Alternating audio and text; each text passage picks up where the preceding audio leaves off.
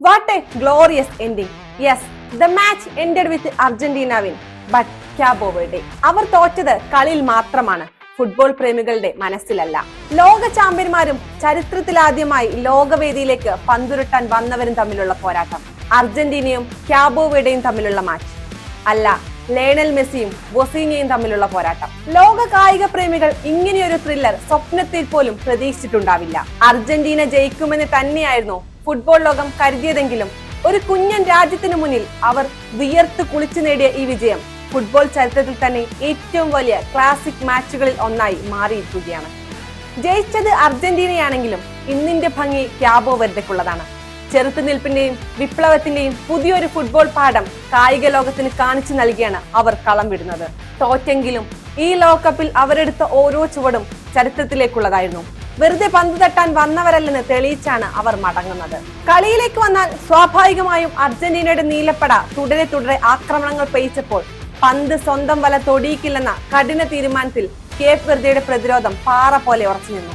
സാക്ഷാൽ മെസ്സിക്ക് പോലും ആ മാന്ത്രിക പൂട്ടൊന്ന് പൊളിക്കാൻ കളിയിലെ 29-ാം മിനിറ്റ് വരെ കാത്തിരിക്കേണ്ടി വന്നു.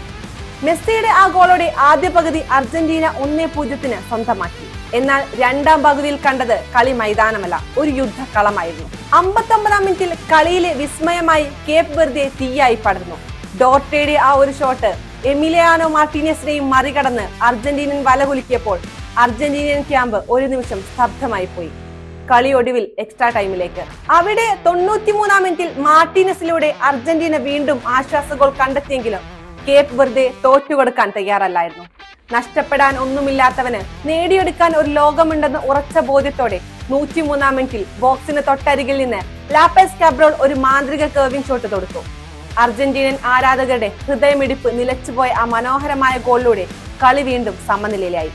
Score Argentina 2, Cabo Verde 2. ഒടുവിൽ 111-ാം മിനിറ്റിൽ ക്രിസ്ത്യൻ റൊമേറോയുടെ ഒരു കിടിലൻ ഹെഡർ ഗോളിലൂടെ അർജന്റീന കളി ജയിച്ചെങ്കിലും കേപ്പ് വെർദെയെ പ്രശംസിക്കാതിരിക്കാൻ ഒരു ഫുട്ബോൾ പ്രേമിക്കും കഴിയില്ല, പ്രത്യേകിച്ച് അവരുടെ ആ ഗോൾ കീപ്പർ ബൊസീനിയെ.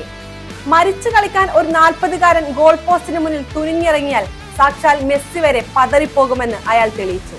അത്രമാത്രം മാസ്മരികമായ സേവുകളാണ് ആ ഗോൾ വലക്ക് മുന്നിൽ അയാൾ നടത്തിയത്. ആദ്യ പകുതിയിലെ ആ ഒരു ഗോൾ ഒഴിച്ചാൽ മെസ്സിക്ക് പിന്നീട് കളിയിൽ കാര്യമായി ഒന്നും ചെയ്യാൻ ബൊസീനിയും സംഘവും അനുവദിച്ചില്ല.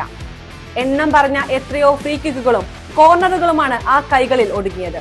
ഒടുവിൽ രാജകീയമായ ഒരു പടിയിറക്കം. തല ഉയർത്തി തന്നെ ക്യാബോ വെർദെക്ക് മടങ്ങാം. നിങ്ങളുടെ യാത്ര അത്രമേൽ ശക്തമായിരുന്നു, ചരിത്രമായിരുന്നു. ലോക രാജാക്കന്മാരെ വിറപ്പിച്ച ഈ 120 മിനിറ്റുകൾ ഫുട്ബോൾ ഉള്ളിടത്തോളം കാലം ലോകം ഓർക്കുക തന്നെ ചെയ്യും.